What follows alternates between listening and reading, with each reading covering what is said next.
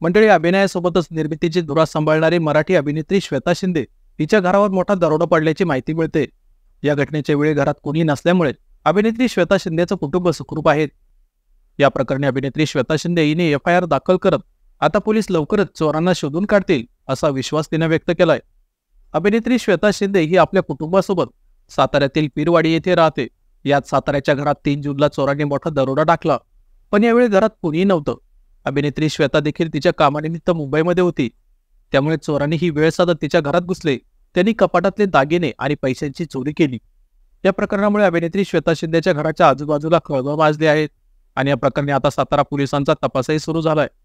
सातारा पोलिसांत तक्रार दाखल केल्यानंतर अभिनेत्री श्वेता शिंदेने मीडियाशी संवाद साधला। यावेळी ती म्हणाली की सोमवारी 3 तारखेला रात्री माझ्या सातारच्या घरात दरोडा पडला, त्यासाठी मी तक्रार करायला आले आहे।